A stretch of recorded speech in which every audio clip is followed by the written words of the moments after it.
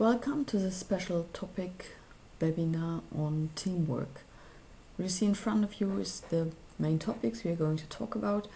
I first will introduce you to the basics of project management via presentation, so that's more theoretical. What are the main tasks in all projects and what you need to consider. And then I will discuss 3 possible team project scenarios: distributed teamwork. Then if you distributed teamwork, but if you sit at a different location and start analyzing data at different sites, and then the server-based approach. From there we move on, and that's will take up the most part of the webinar, to the practical application in ATLAS.ti, how you actually do this in Atlas and what you need to pay attention to. So this is the kind of our route through the webinar for the next hour. So let's start with some more theoretical introduction in form of a presentation about the basic concepts that you should be familiar with. So what are the commonalities of a team project? The first task should be that you select a project administrator. That's important for one person to really be in charge of setting up the project, of merging the project, distributing projects, again deciding who is allowed to edit, whether it should be edited or not, those kind of issues.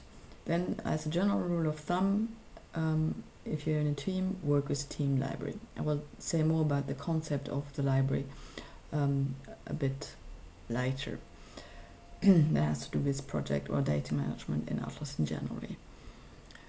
Then, if you want to compare and contrast what the different users are doing, you need to create user accounts and log in.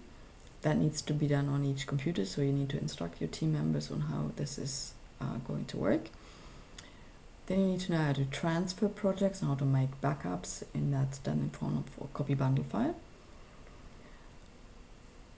And you will see how that is going to work. And then, as in team projects, you work with different sub-projects, and that those need to be merged. So you, in a team, you can work simultaneously on the same project file. You have your own little sub-project, but these can be merged, and that doesn't take very long to actually do so. So if you want to do it quite frequently, you can actually do it every evening. It takes about 5 minutes to do so. So just to get or to make you familiar with the basics of project management, even on the single user level, in case you're new to ATLAS.ti. So if you work on your own, you add documents to a project, and they will be copied into what Atlas calls the library. This is like a data repository where you store, where Atlas stores all data for your project, like a library where you have books for the various projects you may work on.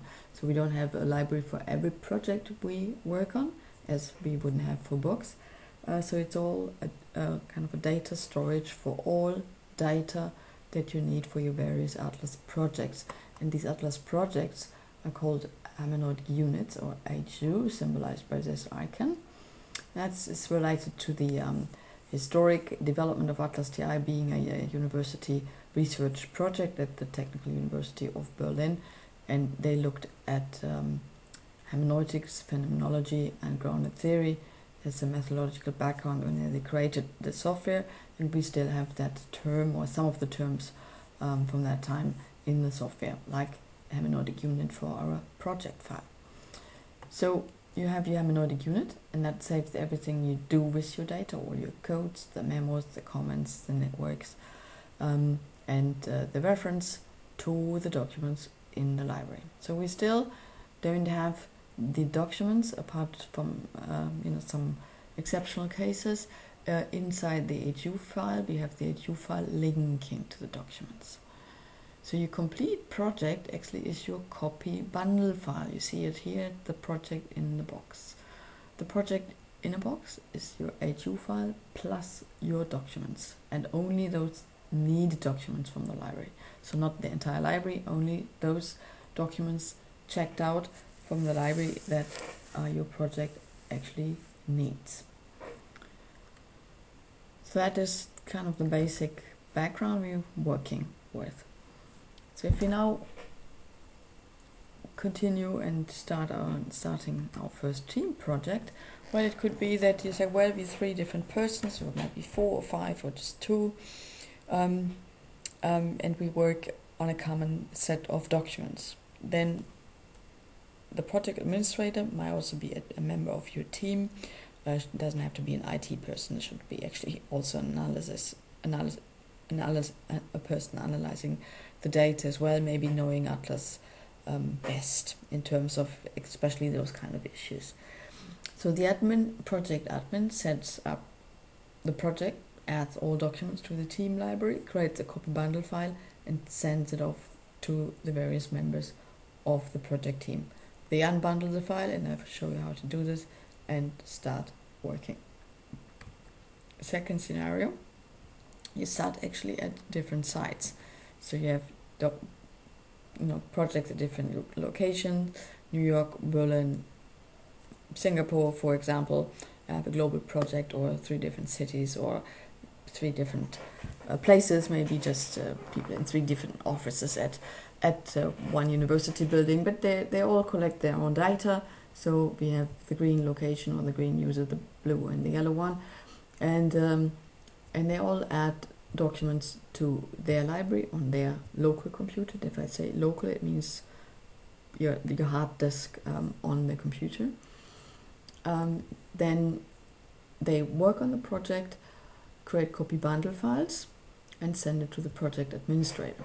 The project administrator unpacks all the bundles, so it's called installing the bundle, merging all project files, and creates a new master, or the first master file in that in this scenario here, because we have 3 sub-projects beforehand. So I call these master files. The master files are always containing all data of the entire team project. Well, again, we have the HU here, not containing the data, so we need master copy bundle files, basically.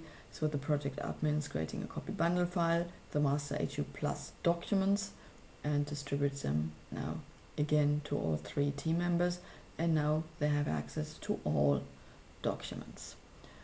What I want to add at this point is some more technical information. So if you or the green user adds document to the library, the documents, they receive a unique fingerprint. It's like an ID. Atlas identifies this document by this fingerprint. Technically, it's like a 16-digit something type of number. That's a unique number for each document.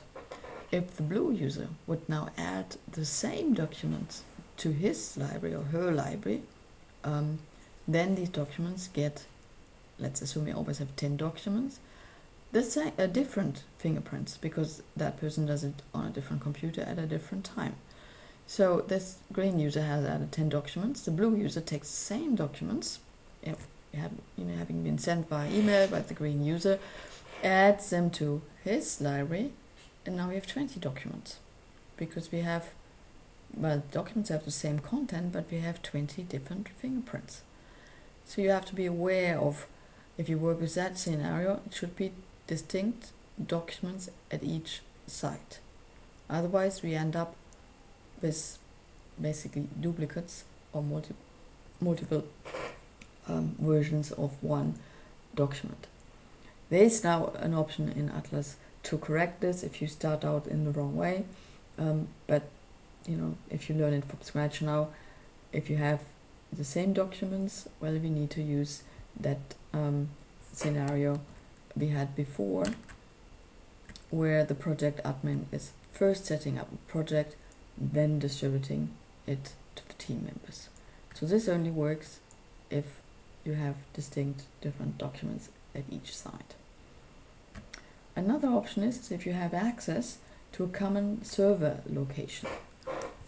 And I have to really point out that this location needs to be a proper server and not a cloud storage device. The whole idea of the library and Atlas also calls it managed documents, is that Atlas manages documents for you. You don't have to be concerned about it. You only have to be concerned about the HU file, and in the other scenarios also about the copy bundle file. Also in this scenario, copy bundle file as backup of your project. If you put your library into the cloud, then the cloud devices fill around with your library. Yeah? Dropboxes, Microsoft Clouds, or the clouds, they synchronize the documents in the cloud based on the different computers that access the cloud. So then Atlas says, you know, it's not the only application managing the documents, so others do something as well, and then Atlas has not the sole control of the documents, and then you may mess up your project. So we strongly advise against moving libraries or actually working in the cloud. I will say later when you can actually use the cloud for, but not for your actual day-to-day work with ATLAS.ti. So if you have a proper server location, everybody has access via the internet, via LAN option, or via would be the best one, the hardwired one, because with, you know, the VLAN options or the wireless option, it might be sometimes you know, not stable. So make sure you have a stable connection to a common location. Then the project admin can move the library to this server location everybody can access. So Atlas does provide a location for the team library and also for my library. I will show you later, once we're in the software, where this location is. It's actually just a folder on your computer that was created when you installed ATLAS.ti. But this location, that folder, can also be moved to a different location. This is done by the project admin, and then the users here, like Tom, Mary and Peter, set their library location, so set the location Atlas has in their computer to this new location. So their ATLAS.ti also, or their HU, points to that server location. So we have a move action and a set action. So in this case, the admin doesn't have to distribute anything. Tom, Mary and Peter can access the master HU file on the server. The data are also on the server, and they make copies of the master HU file, adding their name. So we actually end up with 3 different project names, and so we can distinguish the documents or the project admin for merging. So you can just maybe agree adding your name or initials at the end of the project name. So HU is just kind of a placeholder for your project name. And then everybody works on their copy of the HU, whatever task they have been given or they have agreed on. And then from time to time, the project admin can collect these HUs and create new master files, maybe, and also dating the master HU files. In this case, the project admin best creates a copy bundle file from time to time on a different location in case something goes wrong on the server. So you have, again, a complete backup of your project.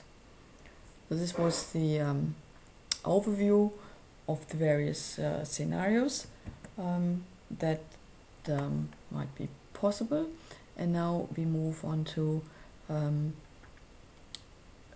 realization and how this works in ATLAS.ti.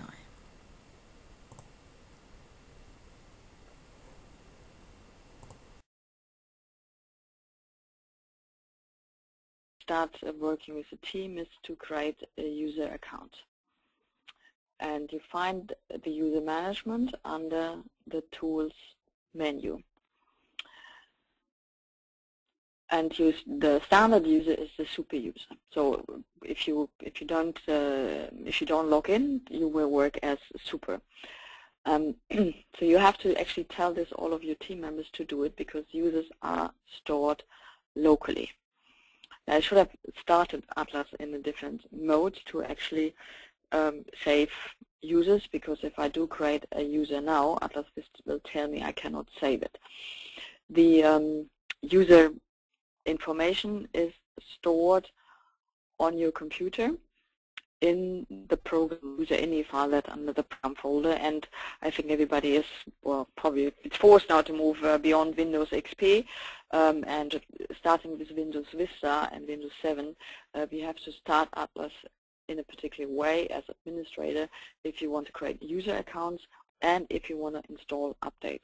So let me do this now so I can actually create the user and it can save it. So I have the Atlas icon down here, and yeah, whether you have it under program or it's somewhere else, or Windows 8, you also have this as standard option as to run as administrator. So this is German now, but the English is run as administrator. If you click this option,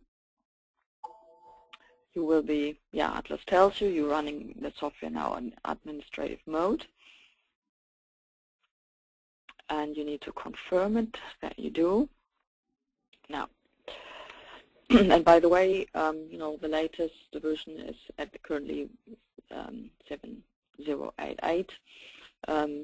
Just always to double check also that your team is on the same version. So that's also always good to be on the same version, so not somebody still at 7015 or something like that. So all these service packs are free, and if you want to install service packs, you have to also start the software in this mode as I just did. Now I go into user management again. So I go to the user editor and create a new account. So I go to edit, new user. And as account name, I type in my first name, and this is what that's shown in the author field in Atlas. I just type in 1, 2, 3. You don't really need the password. You not ask for the password only if you wanted to. You would need to change something in the user ini file if you want to password protect the user account. You can password protect your HU. That's probably more important if you have sensitive data than password protecting your username. So my last name is Friese. So you will be asked for your last and your first name, and oftentimes the account name will be the same as your first name.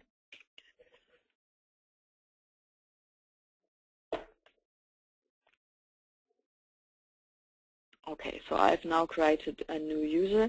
Give everybody administrative rights. The standard users can only open HUs that person has created him or herself. So even if you have student coders, there's nothing much they can do wrong if they're administrative rights in ATLAS.ti. It can only create hassles if they have standard rights and do certain things, and then they get stuck, and you have to figure out why. Yeah, so it's okay that everybody has the administrative rights. It's you can't do much damage in doing that. So now I say OK, and this is now saved to the user database, and it's on my computer. That's why everybody in your team has to do this locally on their own machines to create user accounts. So now I can actually log in. That's the option switch user. If you're familiar with version 6, it was called login. Now I can change from Super to Susanne. And you see that the password is not asked for. If I'm the only person working on this computer, I can leave the automatic login. And then every time now Atlas is started, I will be logged in under my username. So I will be greeted. It's afternoon here. Yeah, depending on day and night time, but if you have the automatic login, you won't see the greetings. I can just tell you, depending on weekend or evening times, Atlas greets you a bit differently. So now we have kind of done the basics to get started. I created a user account. I logged in under my name, so everything I do now is stamped with my name. So you can also actually, if you are the project admin, you can also have a login like team or admin and create the project under this account, and then when you do your coding later, use a different name. It's because sometimes maybe you already have a set of codes you want to start out with, and then that's kind of these are your team codes, and then you can have an admin account or a team account where you actually enter those objects that are common or commonly known to your team already before you do your personal work. So I'm in the habit of using the Documents menu to create or add new documents, but you can also use the Project menu. Project and then Add Documents. So now you see the different options here, to add the documents to my library or to add documents to the team library. If you, of course, already have documents in the library, it's a repository, you can also use the documents that are already in your library. I mentioned that in some exceptional cases you do actually have internal documents, so documents that are stored within your HU. That is the case if you import F4 transcripts or Transana transcript, then the transcript itself becomes an internal document. The multimedia files are still external and they will be kept in the library. And if you import survey data, you also do have internal documents. And if you transcribe in Atlas, you create a new empty text document, then these are internal documents stored within the HU file. Yeah, so all other documents are stored externally, and the library is now kind of a fixed location on your computer. It differs to version 6, where that option, the last one here, assign external documents, was the standard option, where you had your document somewhere on your hard disk, and you kind of linked it to your project. And what often occurred is that people moved the documents on the hard disk, renamed, edited, so they changed the data source, not thinking of that there was some dependency between the documents in ATLAS.ti. So that's why Atlas 7 now, this was introduced in Atlas 7. This is a fixed location. You can't actually, well, if you wanted to, you can go there, but you have the documents with the fingerprint and they can't really recognize them as your documents anymore. So it's really a location managed by ATLAS.ti. And the only thing you have to be concerned of is your HU and the copy bundle file, and not your documents. Yeah. So I'm just taking the documents from the regular example project here now. So this was quicker with 2 hands now. Atlas is now copying the documents into the team library. So you see now it's going to take a bit for copying the documents, and while it's doing it, it's also, yeah, the documents receive this unique fingerprint.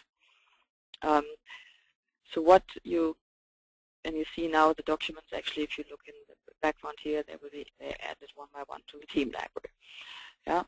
So 9 files have been successfully added, and I had this 9th file before, just picked 1 file. So now the documents are added to my project, and while Atlas is doing it, the documents are copied into the team library. If we extend the window here,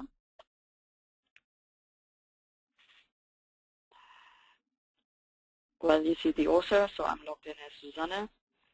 And Atlas does remember the original location where I got the documents from. And from my C drive now, and the user currently is LI. So this is what Atlas does when it adds document to a project. They get an author, a creation modification date, and it also remembers where the documents originally have been stored. But the original location that the documents actually were originally on the C user LI doesn't really matter anymore. This is information that sometimes is relevant if, for whatever reason, the project gets destroyed, and it can be reconstructed. That's what the help desk is for. We do sometimes need to reconstruct, and then that information is helpful. So for you, of interest is the fact that the documents are now in the team library. So just double check whether you chose the correct library when you set up a project, and that the documents are actually in the team library. So that's the first thing you need to do.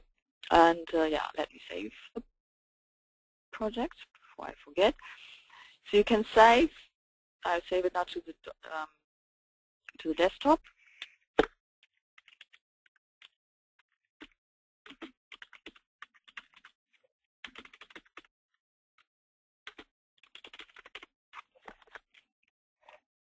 Yeah, and just call it Team Webinar Test Project.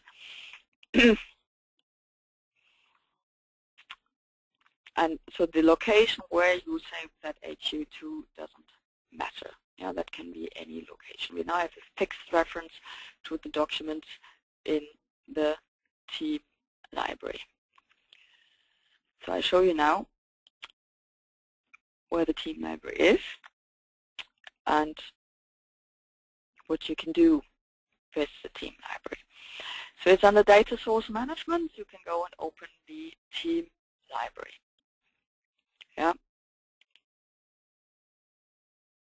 And I have a number of documents in my library and then now some documents in the team library. So where the documents are actually stored, well, yeah, you will see it in a moment, where they are like physically stored on your computer, but this is just providing an overview what kind of documents you have in your team library and what's in my library. If you want to work on the server, yeah, the third scenario that we had, then you would actually move the library to a different location, and that kind of points us to the location where these libraries are stored. The project admin would move the library to a server location, and then the team members set their library that on their computers the library points to that location. And so we always have this, the passes are like pointers to where the documents are stored. So it's under users public documents, scientific software Atlas repository managed files. So that should be the same unless you have installed Atlas on the D drive, for example. But this is kind of the standard location for the team library. My library is under the currently logged in user, which is LA at the moment, under update, roaming, scientific software, and so on. So these are the default location for your library. And yeah, and immediately after Atlas 7 came out, we didn't even expect this to happen. People started to move the library into clouds, and then we were into, we were into trouble because the cloud does all kinds of things to users. So move it to any location you want, but a cloud. Yeah, so please observe that we put it in different places in the manual and the forum and stuff. The warning that please do not use cloud devices here. So you click on the file loader symbol to choose a different location. Yeah, if you link to a server, I'm not currently, and then you can select a different location for your library. Yeah. So as team admin, you would go to this option, manage library location. You tell your team members where you move the library to, and your two team members then set their team library. Yeah, so we have it looks the same, but it's a separate location.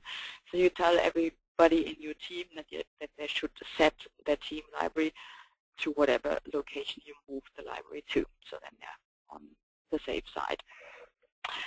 So basically, this is all what you need to know about the library.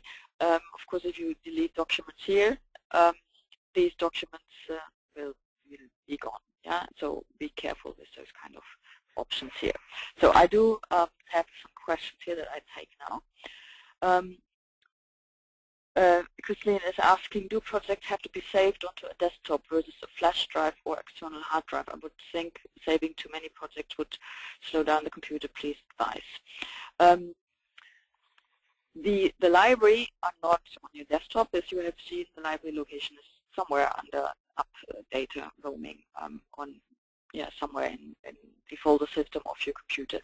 The HU file itself is always very small because the HU file doesn't store your data. It only has everything you do with your data. At the moment, this HU file has only the basically whatever you see in the primary document manager. The names of the documents and the author information and the creation and modification date. Yeah, we can access the documents, but they're not part of the HU file. And then, of course, you add codes, comments, and the more memos you write, HU files might get 1 or 2 megabytes large. Sometimes depending if you also have a mix of internal documents.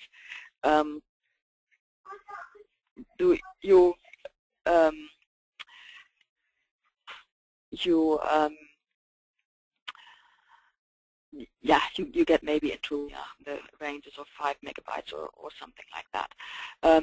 You don't have to save it on the desktop, of course. That does need it for convenient purposes. I mean, I'm always like saying I use a desktop while I'm working, like my kind of physical desktop, and when I'm done, I move the stuff away and sort it maybe under my documents, or you have a project folder, or maybe you have a folder under your project folder for the different HUs. Maybe at some point you have different versions of your HU, just to to mark stages of your project, and so on. So yeah, so it doesn't, it's not slowing down too much if you have your HU on the desktop, because it's not very large. But after you're done working, yeah, you can clean up your desktop and put it somewhere else, or save it anywhere you want, basically. So next question from MK Keller. So if the files are on the server and there are multiple people, would it be best to create a schedule of when each person access, so that there are not simultaneous savings occurring at the same time? You can work simultaneously. That is not because, as maybe I should get back to I close this presentation now, because it was, let me, I have the scenarios also in a Word document. So if you work with a server-based scenario, everybody works in their own little HU. That's why I say they take a copy of the master HU. So you can't work simultaneously on the same HU file, but you can work simultaneously on your own HU files that you renamed, and you can access simultaneously documents. Yes, the documents, you don't change the documents, or the documents only show up. They are loaded onto the screen, and they can be loaded multiple times. So that's not an issue. And the chance event, I guess, that somebody in your team loads the document at the same split seconds, basically accesses the document. So now I loaded the document. So this is just kind of shown on your screen. And the extra work you're doing, it's not that you don't make any changes to the document. You can have to, if I create now a quotation or code a segment, so creating a quotation and a code, this is like a layer on top of the document. And that quotation now, that quotation boundary, and that code, the QUARC code now created, that quotation here, that's stored in the HU file, and that code is stored in the HU file. And you need the document to display it. If you don't have the documents, well, you have the code and the quotation still in there, but you can't display it against the text here. So you can work simultaneously, but every person in their own HU, and then later you merge these sub-HUs. So I will show you the technicalities of how this is working. Yeah, and the second question was, or the second part of Kelly's question was, what way that way each person would be working on the most recent or up-to-date version of the files. Well, there's teams that do actually merge, every evening. Merging takes about 5 minutes. It's not a big deal to do, and everybody will have their tasks to do, and to create certain interviews, and so they don't have to be, I guess, not updated every minute of what the other person is doing. And so I guess if that's important for you in your team, then you have just very short merge intervals. And like I said, it's not too much work actually to do that. Amy is asking, if I move the library to the server now, after HUs have been created and coded, will they still work at different locations? If you use the team library currently, and and you have already added documents to your library, and you move it to a different location, then you have to point to this location within all HUs that you work from different locations. So if now I've already I work on a project already, and then and it's actually in my team library on my computer, and then I get the idea of, oh, now actually it's better to have this on the server, I move the library to the server, and then I also have a project I want to work on my laptop at some point. Then I tell my laptop not to access the library anymore that is on the laptop, team library location. Then I also tell my laptop to set the library to this server location. So yes, you can access. You can still access and work at different locations, but at every location at work, on every computer, you actually have to set the location of the team library to point to the new location.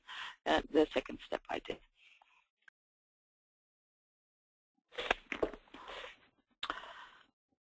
So we have a project here that has internal documents.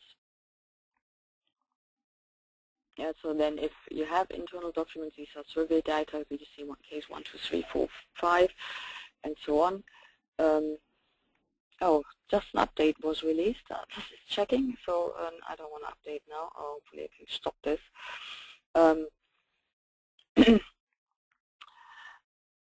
So these documents are in the HU. You see the Mary is the author, and we have you know, some codes here in this project, and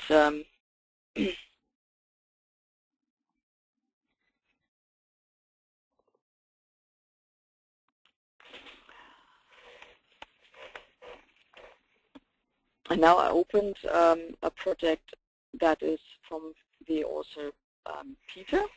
He is sending Mary now her project or his part of the project in form of a copy bundle file. Yeah, he has included a document in his project. You see a PDF file that is not her in Mary's project yet. So this is how it looks like if you unbundle a copy bundle file.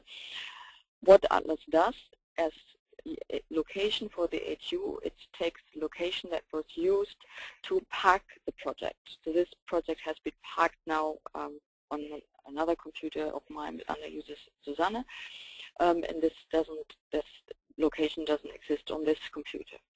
So people are always kind of get messages, I can't unpack my bundle file because the red symbol here says the HU will not be unbundled.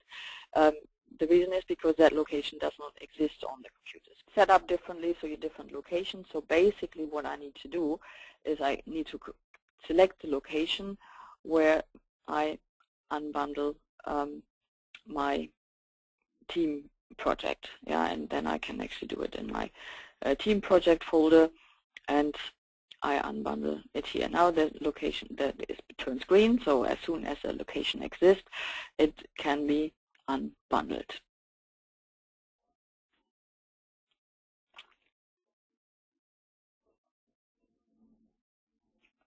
So here we now have Peter's project, and Peter's task was to code the PDF article, and he has some other cases, 11, 12, 13, 14, and 15. They didn't need to be unbundled because they're in the HU. And I'm seeing this document is not in the team library, so somebody has been sleeping here and adding the documents to my library and not to the team library. If something like that happens, then you do have an option to actually move this document to the team library. Also under data source management, and copy selected document to team library. Yeah, so there are always client workarounds if somebody chose the wrong library and didn't pay attention, but you do want to have everything in the team library if you work in the team. So now I just moved the document to the team library. So let's now. So we have now Mary's project and we have Peter's project. Let's save Peter's project now because we have changed something.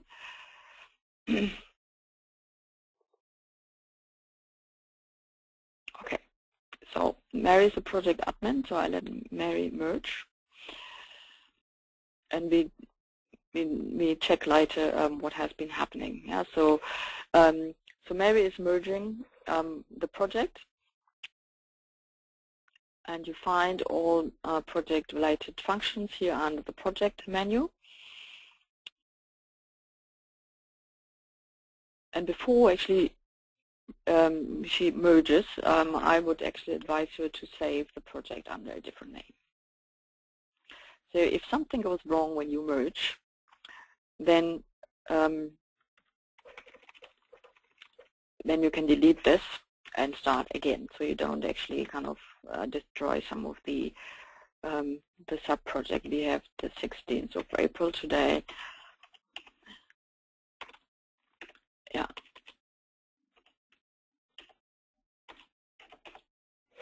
Yeah, so now you can actually add this. That is a master project from the 16th of April 2013. So if something goes wrong now, we can start from scratch and merge these two projects again. So now we go to merge with HU, and then you select the HU that we want to merge in this one, and this is going to be Peter's. I have the link to my project folder on the desktop. This is Peter's project.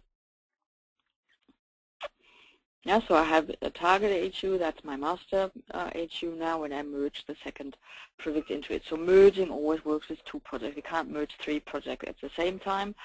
We merge one HU with another. So then we get to this window where we have to define a merge strategy. In this case, we have different PDs and a common set of codes.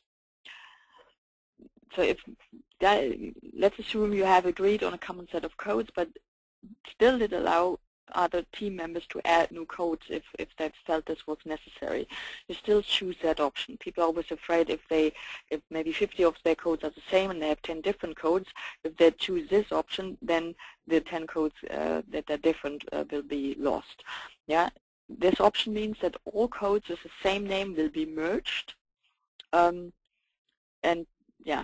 so everything will be put under the same code, and those codes that are different will be added.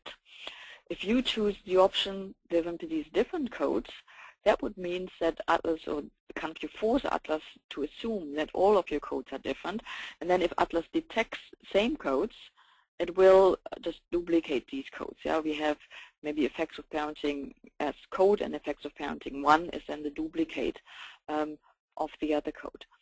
So this option you only want if you're really sure that you have completely different codes. So it's always basically the safer option to say same code, so Atlas will not duplicate codes and just add codes. And even if you all have different codes, then you can still choose that option. If it doesn't detect any same codes, it will just add the other codes. So just observe the right-hand side now. If I click one of the main or stock strategy, and then the radio buttons on the right-hand side change. So it's kind of the suggestion what might be the most feasible option if you have different PDs, same codes. Yeah, so we add all documents, we add all quotations, we unify codes, and for the moment we ignore memos or networks, or well, we could also add networks, but we don't have any yet. Yeah, so you can choose. With memos, I have to say, if you have a memo with the same title, then merging only works once. Then the content of the second memo will be merged into it. But then if you continue to merge, then every time the content is duplicated. The same happens for comments. So merging comments, if you have been writing into the same comment fields, you end up with multiples of things. So that's why you have actually an option to deactivate the option. Or if you have memos and team memos, have a team memo Mary, team memo Peter, or add, if you have memos on the same topic, add the author to the name. So, and then you have to copy paste once manually, but then you don't have to, otherwise you would have to clean up lots of duplicates. So that's what you need to set in this window, and then the rest is done by Atlas. So even if you have large projects, that goes rather quickly. Like I said, be on the safe side, save it under a different name if you did something wrong. This is a merge report. You can decide to have or not to have. I just use it basically as a feasibility check. Is that really does that make sense here? Having these number of codes encoding families and so on. So it gives you a first hint whether you chose the correct option. Now we do have, if I open the PDoc manager, we have Peter's document, Peter documents here. We have Mary's document here. So this is actually the the second scenario where everybody starts with different documents at different locations. And if you look at the codes, and I choose now the detailed view with the author. Otherwise we wouldn't be able to see who did what. Yeah, you see it already. Yeah. So Peter and Mary had different codes, or if Mary, in that case, if Peter already used some codes Mary already had, then the target HU wins. Yeah. So if a text parent that marital satisfaction was already used by Mary, Peter already also had the code, then ATLAS keeps the author of the target HU, the one that was used to merge the other into. So the first one you started out with. The same with network view relations. If you have conflicting relations, the target HU always wins to solve the conflict. So you see how this is working. And I open also the quotation manager. Here also you have the codes, and you also have the author here, and you can actually also move the columns around. So if you want to actually check intercoder reliability, that means you would have to code the same document, and then you just prepare a test HU or like a HU that you want to compare, and then you, in that case, you add all quotations, so you duplicate all the quotations, and you have each of the quotations twice in here, one with an author Mary and one with an author Peter, and then you compare the codes. So that's more the qualitative way of comparing. But that's if you just want to discuss whether people have use the same codes or you want to come to a common agreement. So that is kind of the window where you could do this, and when you merge, you actually choose, you don't merge quotation, you add quotation, so you have a duplicate of all the quotation, then you can compare it. That's also the basis for a tool called CUT to calculate intercoder reliability. And CUT you can access via more resources, more resources, the coding analysis toolkit.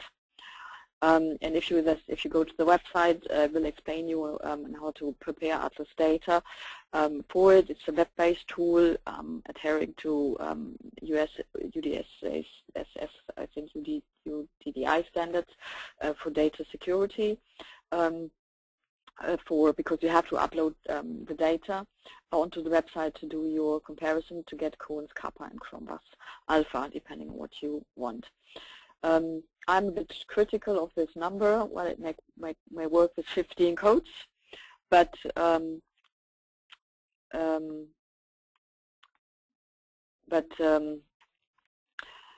if you have 120 codes, you will never get a good inter-rater reliability coefficient.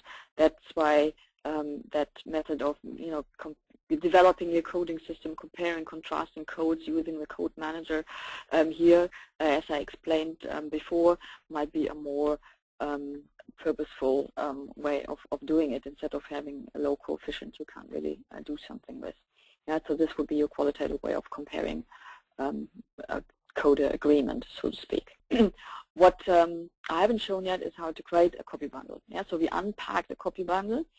I showed you how to merge projects, and now the last thing I need to show is how to create the bundle file, so that you have as a backup file, and that you move.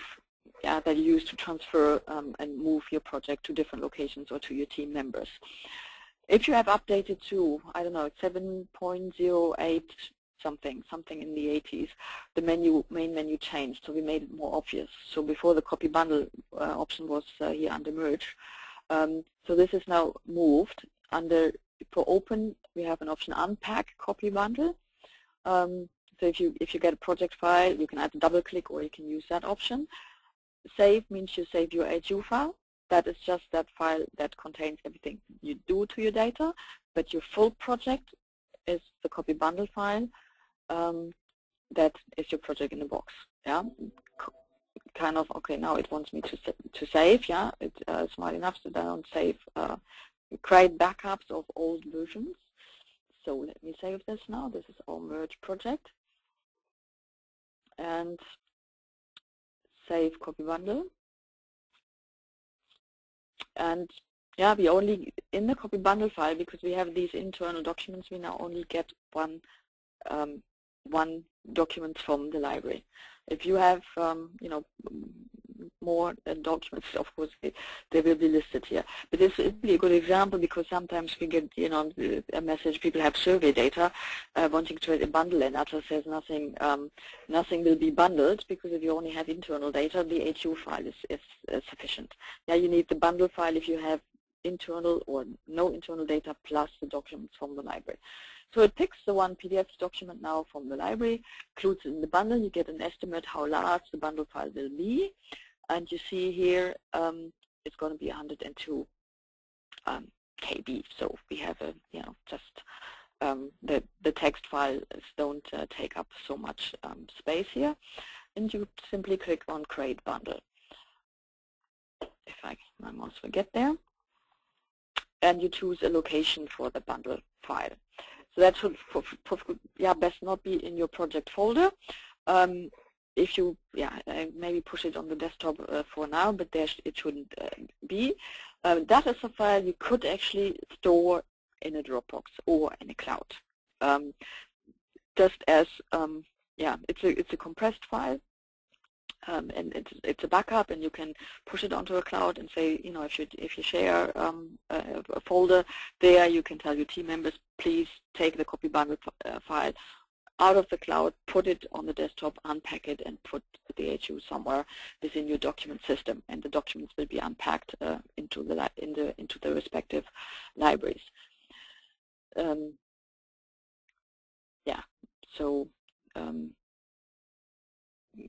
For now I put it, I could actually, could put it on a Dropbox now and put it in the desktop now. You don't have to access and it's a copy bundle and finished. So make it a habit. Every time you close your work session, save your project, of course you will remember that, but then also go save as copy bundle file. So every team member should do this after every work session, not only when the project is ready to be transferred. Everybody should do that after the end of every work session. And then, of course, if you merge and create a new master file, you also then create a new master bundle as backup and to send on to your team members. So it's very important to have these bundle files, because these are your projects, and if something goes wrong, you have 3 rolling copies that you always at least can maybe go back one step, retrieve maybe broken files. I mean, that's the, I guess, the disadvantage if you sit at the help desk. So in probably 95% of all cases, the you know, or maybe even 99%, it always works. I always get to know those projects that somehow corrupted or users did something wrong, and they don't work. And if there is a copy bundle file, you can always retrieve everything. So do yourself a favor, make that a habit. Project save, I just saved, so I could only do save as and save copy bundle file after each work session. So that brings me to the end of the main input I wanted to give, the basics you need to know about team project management. Then I say goodbye and have a nice whatever morning, midday, evening, wherever you logged in to from. Okay, bye-bye.